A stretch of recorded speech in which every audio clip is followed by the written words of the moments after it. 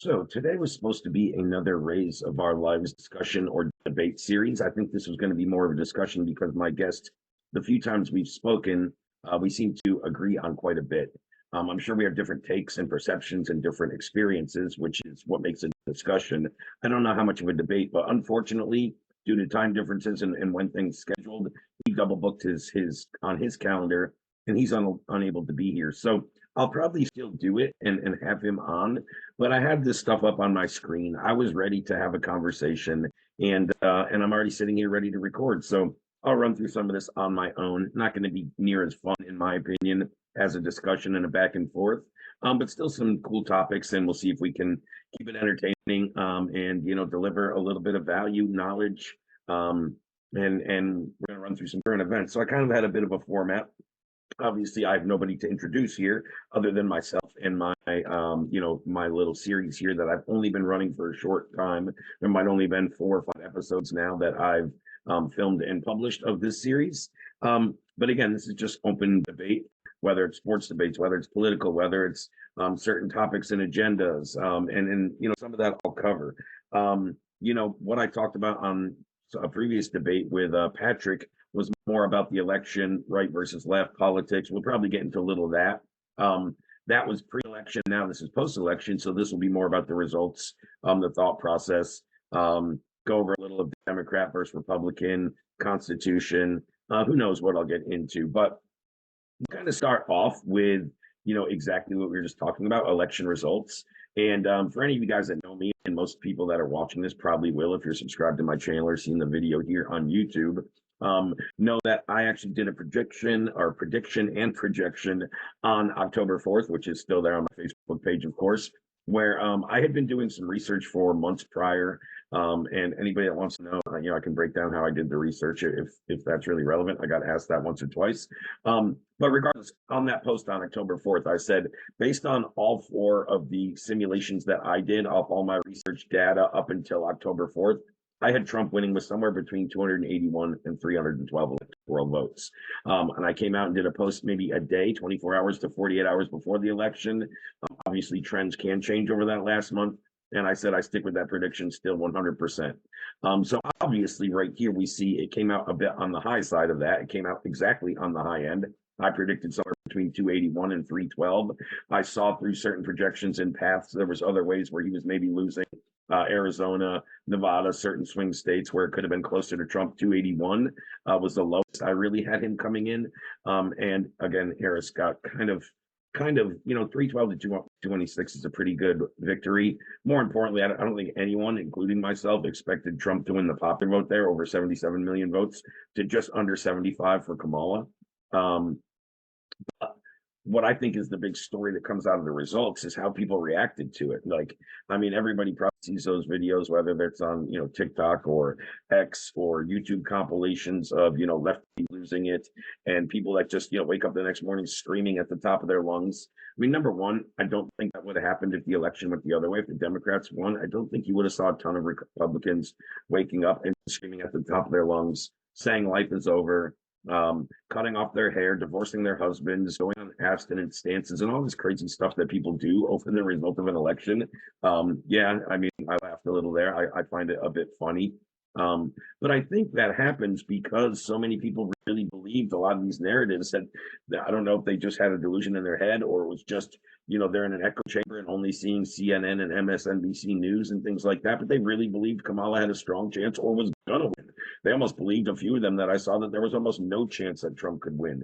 When, I did, again, objective, unbiased type of research. I went through all independent sources. I went through more betting and gambling odds sites, checking where the money's going and not necessarily what the polls were saying. But even the polls I did were all independent sources. I didn't go to Fox News for a poll. I didn't go to CNN.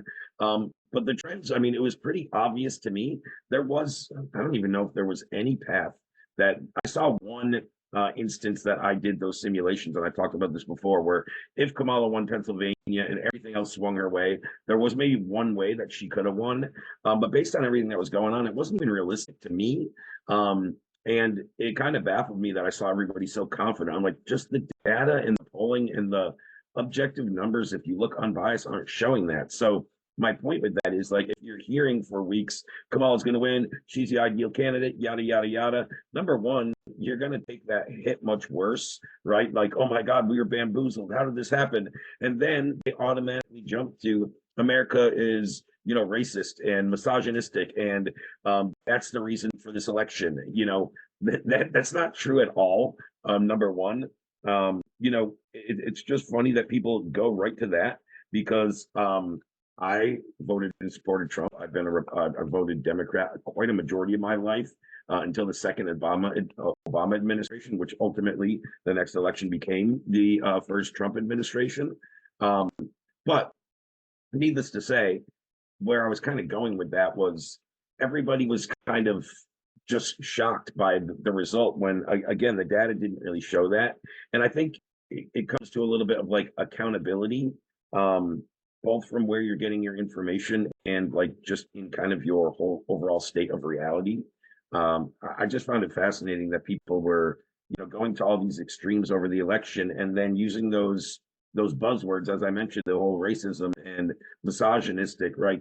Like I was saying, I did vote and support Trump, but it's not because I voted against a person of color or a woman. No, I voted for the best candidate to do the job. That's what I always look for.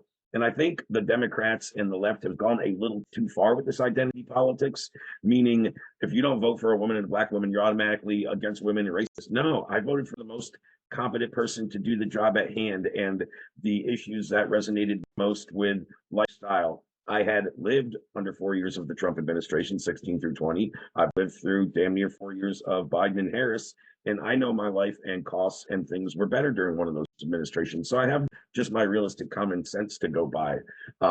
First and foremost, right? But then I also have the policies. I don't want, illegal immigration out of control, which raises inflation and leads to all kinds of other areas. So number one, I'm more on that side of things. Number two, I'm more on the side of, more jobs here in America, more energy production and dependence from our country. So there was just more. And I just think he was more competent to do the job.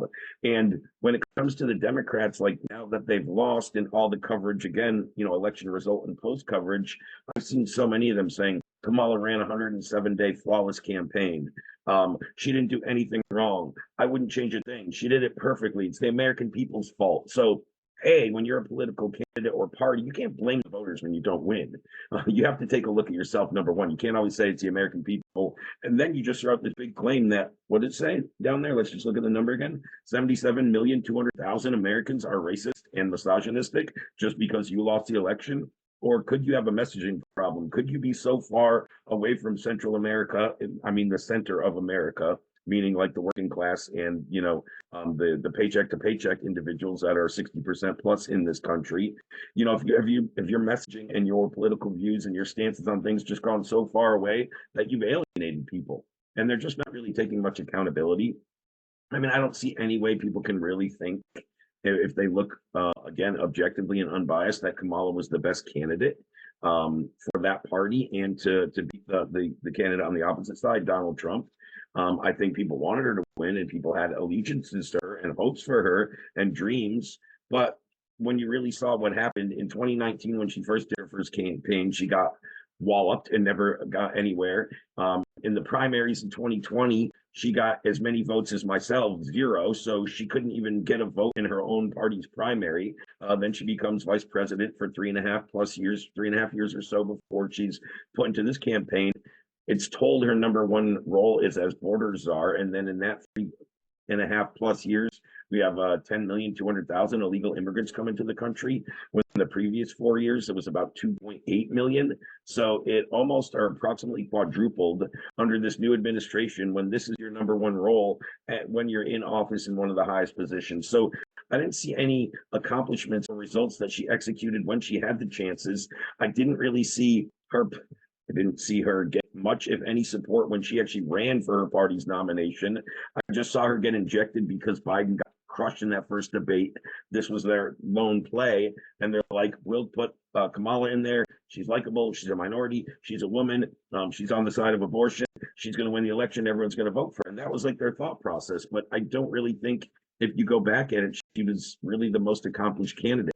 And then when they got her out there talking on, shows like Oprah, I think it was The View. I don't know. I saw a few different clips and well, full segments, but I saw certain clips that led me to the full segment because I know how the media on both sides cuts up clips to show one thing. So I go back and watch the full segment in context. But I saw so many times where she couldn't answer questions, and like one that got made into an SNL skit when they asked her like what she's going to do to improve the economy for the working class and middle class family. And she goes, well, I come from a middle class family. And she started going down that whole ordeal. She never answered the question. And there was just a lot of instances like that. So I don't really think she showed up as the competent, um, most verified candidate for that party and for that opponent and the main talking points and the main issues. Sure, I guess to an extent she was on the side of abortion, and I don't really want to get too much into that. I think the whole argument there is way off. I don't think anybody wants to stop women's rights. I don't think anybody's going to stop women's rights, and I don't think anybody wants control over women's bodies. I also don't think they want murdered babies. I think once your body has two heartbeats, it's no longer just a woman's body, because if it was just your body, why don't you have two heartbeats now before you're pregnant? There's obviously another body, right? So I think it's a whole different discussion, and I'm not going to dive super into that. And they expected the women to come out and support her in droves, and she did get pretty good support. But I saw a lot of the blame again in the results afterwards, and kind of where the left is pointing fingers toward white women. They're blaming white women for this election. I don't have the numbers in front of me. I believe it was 53% of white women voted for Kamala, when obviously overall with women, I'm sorry, for Trump. White women specifically, I believe it was 53%.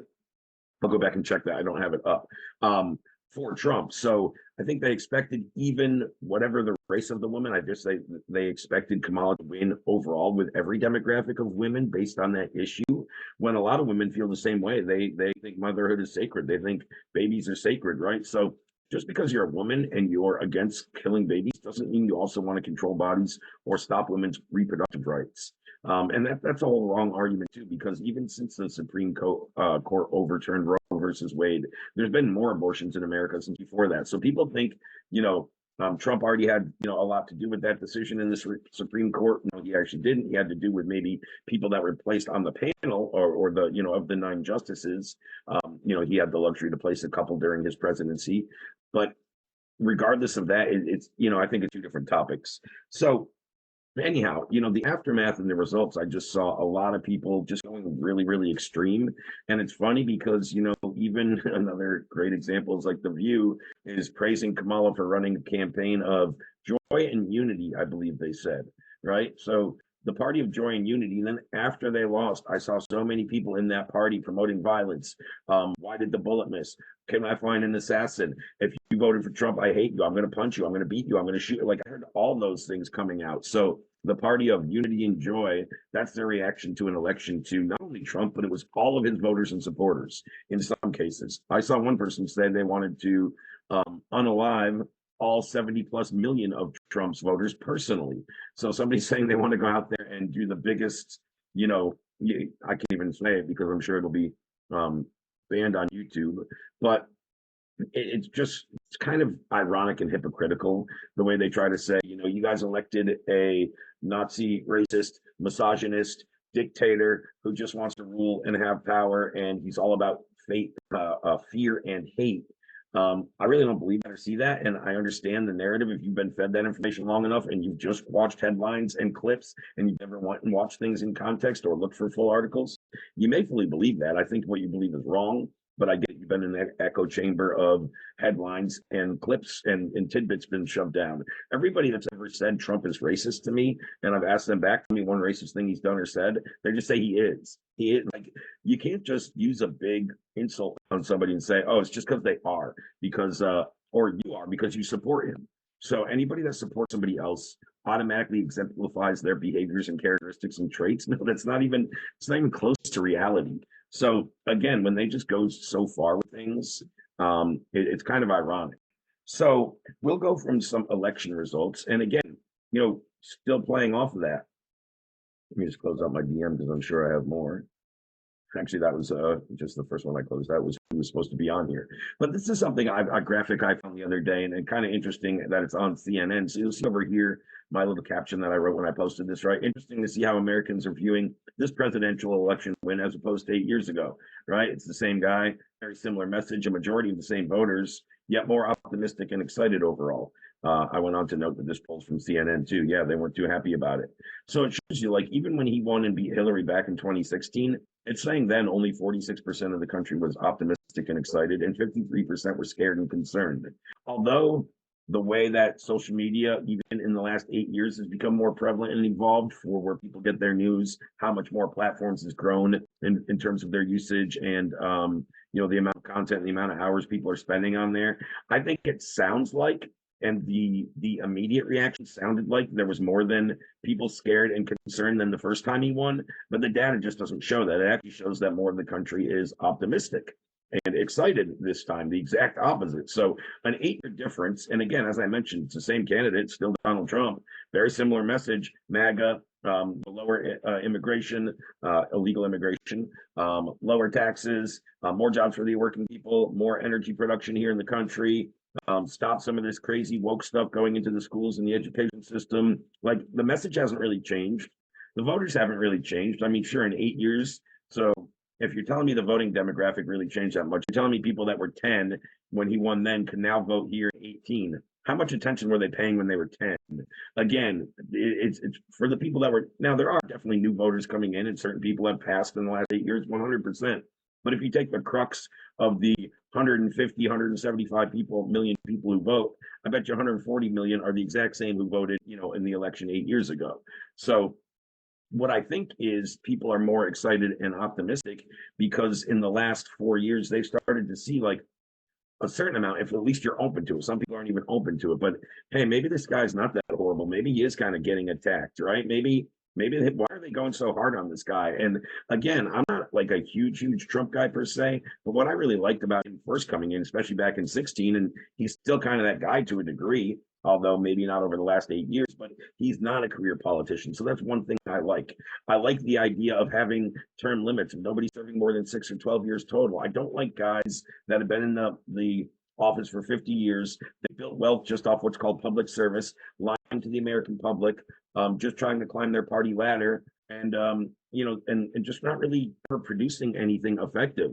Still going up with higher budgets, missing all the audits on the Pentagon, all the things that are going on under the administration. It's like, and I guess I'm calling out Biden to a degree, but I'm calling out the type of politician, a 50-year career politician that's never really done anything. I mean, his big claim to fame before vice presidency and presidency was the 93 crime bill, which kept the African Americans and the minorities and imprisoned them longer and kept them in jail longer. But they're saying he was the party for, the Black and the African American community and minorities and such. It's like, people are conditioned to kind of think like, oh, Democrat, I'm a minority, I'm supposed to always vote Democrat because they have my best interests. When I think slowly but surely, a certain percentage, in this case, it looks like about 7 percentage points, it's hard to flip and say, maybe those people don't have my best interests. Maybe I can be a little more optimistic and excited about a Donald Trump presidency. Actually, now that I've, what I said a few minutes ago, now that I've relived through both of those 4-year stretches, if I look back subjectively, I can afford rent more. Groceries weren't near as high. All the things that we talk about over the last, handful of years since COVID, of the crazy inflation that we've seen. So I just think if people are open to it and kind of get independent sources, they're more likely. And again, I consider myself 100% a constitutionalist. I don't really have a party. I'm certainly independent, but I'm for the party who's never protecting that document and recommending that most, and I'll touch on that a little bit here. But next, I'm going to go into maybe a couple more current stories and things that I posted about, bring up a couple more images. So again, when I just clicked on that, so like, here's another example of, again, career 40-year politicians that will sit there and lie to your face. And this is a great example. This pardon was crazy too. And I'm sure most people have heard about this, but I really didn't hear too much on CNN and MSNBC about it. And then he refused to actually answer questions, as you see down here in the headline. President Biden refuses to answer questions after pardoning his son. But he said all those who asked that his son would be held accountable, he wouldn't pardon him. And now that he's on his way out of the presidency, why would he actually stick to his word and what he said to the American people, his party, the voters, right? He actually called this a miscarriage of justice and gave his son a pardon over about 10 plus years of anything that could have happened criminally under that time, with such a vague A, time period, but B, parameters of the pardon. So it's basically like anything you did for 10 years, nobody can ever come after you for. So you could have just been a dirtbag criminal, and you're good because your daddy was president. Like, and he was asked about it, and I can show you the clips in the interviews if nobody's ever seen them, where he's like, no, I'm going to let the Department of Justice do its thing. I'm going to let the DOD do its thing. I'm going to let the justice system play out. I'm going to make sure he's accountable like the rest of the people. It was just like kind of ridiculous that, and then, to not even answer questions about it. Again, just kind of ridiculous, right? This was another topic really that comes up in politics now. And, the term elected officials and public servants, we got to remember a lot of times, like, the government is we the people. They serve us, not the other way around. We're not beholden to the government. They're beholden to us. And the quicker we straighten that out as a society, the better we'll be. I totally think more on the Democrat side, look at government as authority, and you follow what they say and you do what they say. When no, we actually represent them, we vote them in, we pay them out of our tax dollars, and they do what we say. So I think that mindset is really, really important. But in this case, where was it? Sorry. In this case, this guy was escorted out of a town council public meeting for simply displaying the American flag. So nothing vulgar, which obviously you have the right to do based on our Constitution and the First Amendment. So it's very unconstitutional. It's funny, in the quote when I screenshotted this, it was showing the transcript underneath, or the captions, as the constitutional values comes up, when this is a totally unconstitutional thing to throw any member, taxpayer, city, private citizen and resident out of a publicly funded open forum tax meeting for simply showing a display of patriotism. It's absolutely ridiculous. So, like, that's the things that are happening on a regular basis. Here's another topic, right, that we can go into, this whole my transgender doll. Now, everybody thinks if you have a problem with the transgender movement and trans surgeries, or you don't think a girl can become a boy, that you're all of a sudden mean, hateful, bigot, transphobic, yada yada yada. Most of this, and my gripe, or contentment with this whole topic, is the children issue. I don't think we should be teaching. I don't think we should be pushing this on children. I don't think there should be so many transgender surgeries in children. I don't think under 18, we won't let them drink, get a tattoo, smoke, gamble, go to war, vote, yada, yada, yada. But you can just lop off your genitals and change your thing on a whim, your gender on a whim. It goes crazy and doesn't make sense. So this is another example of something that just came out. They're rolling out a project called My Gender Dolls as a therapeutic tool for kids to express their gender identity. I don't think we need to be talking gender or sex with kids really at all. If so, that's for the parents, not the school systems, right? These are schools that are talking about rolling out things like this in many, many cases, or teaching this. This project allows kids to swap different genitals and internal organs with their dolls, as well as pick what clothes they wear. Like, swap. I mean, to me, this seems a little insane. And to kind of go more into that topic a little, which I was going to bring up with my guest, I had something that shows you, when you start to Google it and look into it, and again, you should look into multiple sources. Like, this is showing by the New York Post that from the years of 2019 to 23, so this is much more updated, which I like to see, because a lot of times when I look for this data, I can only find 4 or 5 years or older. And we all know this movement and the amount of people getting into this lifestyle and transitioning has skyrocketed recently. But this will show you that over 5,700 Americans under 18, so children, had trans surgery in that 4-year stretch. So well over 1,000, closer to 1,500. Yeah, about 1,500 a year, right? 4 times 1,500 would be 6,000. 1,400 a year, whatever, right? In that ballpark. That's crazy. This shows that 14,000 minors underwent sex change procedures. Database, more than 13,000 gender reassignment. So, like, again, teaching it, putting it in schools, in books, and sexualizing kids and lopping off their genitals and giving them puberty blockers to stop the natural flow of their body. A lot of times when teens and adolescents are going through this, this phase per se where everybody's kind of getting coached now to transition and explore, experiment with that. I think a lot of times the actual cure or solution is the natural course of puberty and growing into one's identity. And then once you hit 19 or 20, you're like, oh, that was a rocky couple of years, but now I start to feel like myself. Like a lot of times they stop the ability to ever give themselves that chance in the future by having drastic surgeries, by removing certain body parts, by taking certain blockers and hormones. If people honestly think that you can put a stop button on puberty at 14 and it started again at 19 and just turn it back on, you're solely mistaken. Like you missed out on all that development. So even if you decide later you want to go back, or it's never going to be the same. I think there's a lot of misconceptions and a lot of harm done primarily to the youth. I don't really care what somebody that's a legal adult making their own decision, living their own lifestyle. I really don't care what they do. I just don't need it pushed on me and my children. I respect people's decisions. I don't respect when my daughter goes in the bathroom and has in the girls' room and has a trans girl, which actually a boy, standing in a urinal, pulling out her penis 2 feet away from her. I don't think that's cool, right? So again, a big argument, but a big discussion. But I think, again, the way I'm looking at it and my biggest issue with it is with children. If you think about it, I mean, really think about it. Why would they want to start teaching this to young children? That's when they're impressionable. That's when they, listen to outside sources. That's when if you have a cute little, a cute little my gender doll or storybook or something that relates and looks like me, I might pick it up and read it, right? So like they go after kids because that's when they're impressionable.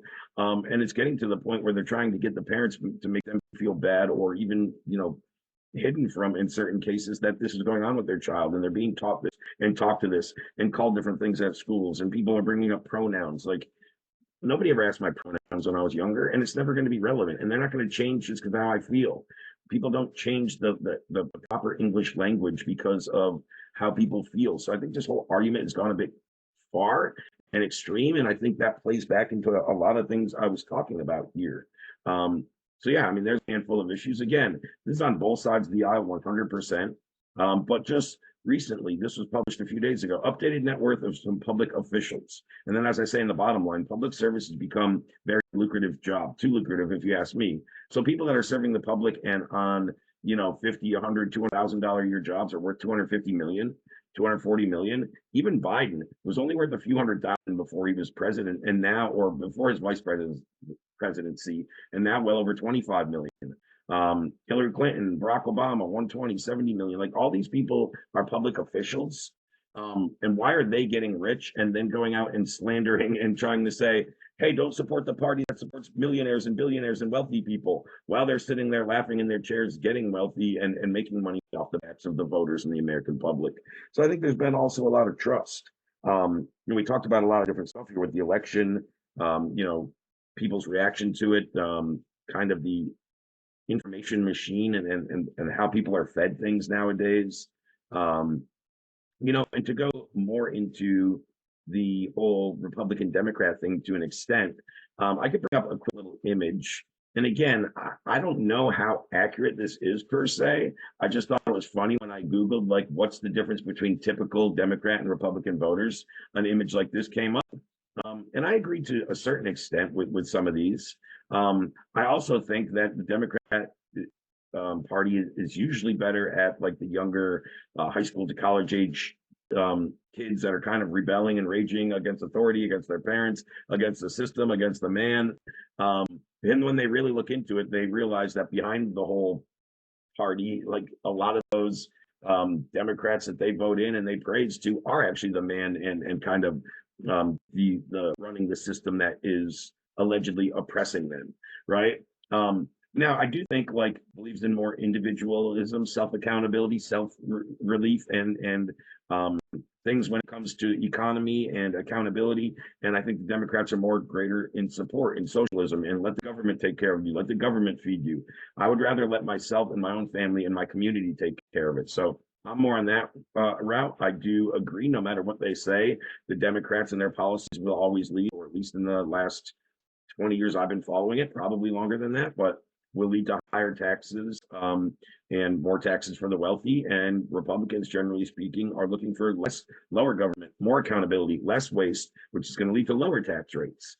The wealthier backgrounds, I guess to an extent, I think that's starting to change a little, but definitely because the more younger background and the more college-based student that I think Democrats get a lot of, and then they get a lot of the more educated liberal arts, more, and when I say educated, doesn't mean smarter, doesn't mean more intelligent. I just mean they have more credentials and they've gone to more schooling.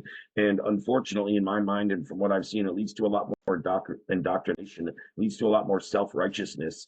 A lot of those professors and far left, upward university board people, a lot of people, the way I see them talking to people is like they know more, they're better. And even when it comes to politics, like, oh, I have a bachelor's degree, so if I'm voting this side, I must be right that they're on the better side of history or are more worried about the American people. Um, and I think the one thing that we always talk about and that both parties talk about is like bringing this country together. When I truly think right now, the Democratic Party is by far more the party of division. They want you to think hate, racism, misogyny, fear, when I don't think any of that's real. All of you guys, anybody watching this has likely lived in 2016 through 2020. This guy was already president. How much dictatorship happened then? How much Nazism happened then? How much more were you persecuted against? How much more fear and hate did you have? Like, it didn't happen. So why are people all of a sudden expecting it to happen again now? Just because like the Democratic message and the media is making people think that. It's just crazy. It's like they are the ones that are leaning more into the divisiveness. And then when they lose an argument or an election, they go right to hate, fear, violence when they say that that's exactly what they're voting against. So it's very hypocritical. It's also very divisive. And a lot of them just aren't really open to digging in and hearing the whole side of things. They're just closed minded. Like I talked about, Kamala ran a perfect campaign. I saw one person say, I won't even read the criticism because she ran a perfect campaign. She ran a flawless campaign. Well, you know what the number one flaw of an election campaign is? Not winning. That's a big flaw. She didn't win. So to say somebody that lost ran a flawless campaign, that's like saying I went to a boxing match and I fought a flawless fight, but I lost. Right? It's not flawless if you lose. So they got to take some accountability. I think they have a very easy fix, to be honest with you, if they want to, but I just don't think they are simple or smart enough to just take the simple approach on go a little more center, with the average family and the people's values on some of these crazy issues about what's going into public education, what's being taught to kids, more social and cultural issues being mixed into school when they're there to educate. The parents are there to raise. The schools are there to raise your kids. They don't need to culturally appropriate. They don't need to socially appropriate and represent issues and colors and flags and banners, right? The school's there to educate. They should let individuals express themselves. I'm cool with that, 100%. But like promoting it and kind of encouraging it, I don't see how that really helps anybody. And another thing I talked about really quickly before I wrap up, I kind of started talking for a while. One of my favorite political figures, and as I mentioned, I'm a diehard constitutionalist. Some of the American history that intrigues me most, that I've read the most and done the most research on, is from the Revolutionary War and the constitutional time period, and things like that. So, and I always thought this was a great quote. The Constitution is the guide which I never will abandon. And I think that's the greatest political document ever written. I think that's what makes America the apple of the eye for the rest of the world. In many cases, that's why people want to come to this country. And that's still the opportunity we can provide if we do it properly. But if we just open the borders, let anybody come in, and then take every job and resource, who's paying for all that stuff? Where's all those people being housed? Eventually, something runs out. So I don't ever want to get to a point where we're putting illegal immigrants, never mind immigrants, but illegal immigrants ahead of American citizens and veterans and the homeless population, and things like that. The elderly that are already here and have paid their dues and, worked in factories for years and worked in management and are now retired and can barely pay for their medicine. So there's a lot that goes into that. With the Constitution, obviously, the First Amendment is super, super relevant. Freedom of speech, freedom of religion, freedom to assemble. I'm going to miss a couple here because I just put myself on the spot, but I do know them all. Freedom of religion to assemble. I don't know why I'm drawing a blank now because I also just clicked on the whole Second Amendment thing because I think this has become more of a topic, although freedom of speech to an extent, because I think censorship has certainly become an issue. But the Second Amendment and a lot of people kind of really bashing the right to bear arms, the right to own guns. And they do it on account of, totally unwarranted topics many times. Like of the Second Amendment, a well-regulated militia being necessary to the security of a free state, the right of the people to keep and bear arms shall not be infringed.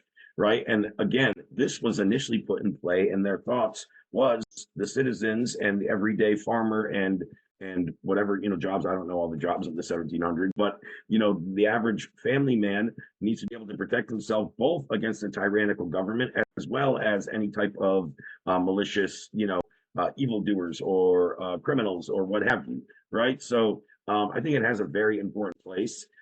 There should certainly be restrictions, and there are people saying you can get a gun very easily. They probably have never even tried to, unless you're talking about an illegal one. And that's the problem with, some of the gun legislature and policy is like it can never account for the illegal stuff. That's what they gotta kind of fix first before they can really dive into. But to ever think they can do a buyback of certain guns or to restrict regular private citizens and homeowners from gun ownership is just absolutely ridiculous, and that can never happen. But yeah, I mean, what I was just talking about with like also the censorship, issue and the freedom of speech and how people are looking at that. I think it's really ironic. Like Elon and Trump have some similarities in terms of before Trump ran and was a political figure. If you go back to 2015 or sooner, he was, even go back and look up his appearance on The View before his election. They were hugging him and kissing him, saying how much they love Donald. So I think like everybody's appearance really or perception of people, they really judge them harder and look a lot harder because of their political background, which I don't necessarily do to people. And I don't think your political allegiances necessarily tell much about you or your character or if I would engage with you. Maybe some of your actions and behaviors, but not just because you support somebody or you believe in something. People need to be able to have different beliefs. But like again, before Trump was a political figure and was a real thorn in the side of mainstream career politicians, the Democratic Party. I mean, the problem is why they don't like him and what I said earlier about him not being a career politician, being somebody that's coming in as kind of an outsider, is he has already in the first 4 years.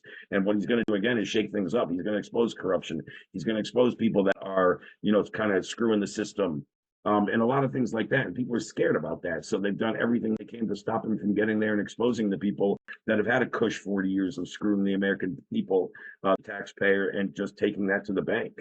Um, I think it's weird with Elon now that he bought X and he came out in support of and endorsed Trump.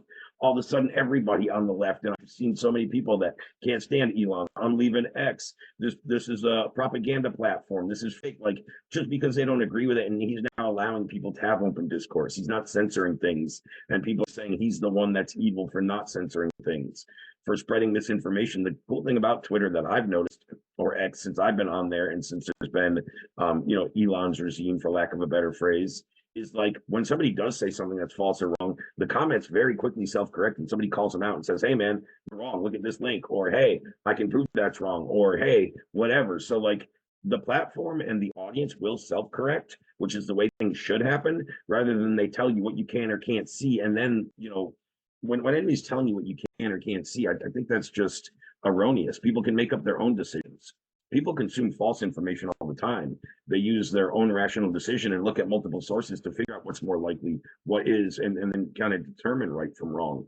So I think it's weird and odd that, again, if you went back in 2019, before the 2020 election, or even before the last year or two, really, because most people know that that Musk voted for Biden in the previous election. He was kind of a darling to the left in his electric car company, Tesla, and how he was going to help one of the components that will combat climate change and global warming and et cetera. And now all of a sudden, like now he supports Trump and free speech and doesn't want to censor stuff, and people put him out there like he's the devil. It's very, very odd that as soon as you don't align with somebody politically, they just stab you in the back. And that's just kind of, the way that things have been throughout the, last, at minimum, 10 to 20 years of politics in this country. And I think that's the way that a lot of these mainstream channels behind the scenes want it. The media, the politicians, as much as they say and they smile on your face and say they're there to help you, they're there to keep you feeding off the system to keep you needing their vote and to keep you filling their pockets with your tax dollars. And that's what they're really looking at in the end, especially as soon as you change your viewpoint or your thought process, they will take 2 seconds before they stab you in the back. So I just kind of went off on a bit of a rant here today, but either way, I thought it was a good little discussion. I got into a few different talking points. I didn't really stop and touch base with any viewers, but I would love to hear your comments. Correct me on what I missed and things I messed up on because I'm not perfect. But that's why I'm trying to share stories, links, images, and then give my thoughts and my perception on them because everybody's gonna hopefully you learn something here today. You're like, oh, that's a good take. I didn't think of it that way. And I'd like to hear different takes, and I'm certainly open to other people's opinions. But I try to operate out of objectively, rationally, from logic and with unbiased approach. Right? I can come in. I don't really care if you're Republican or Democrat. What do you think, and what does your policy believe? And that's how I'll always kind of go into these type of situations in terms of how I look at them and how I handle them.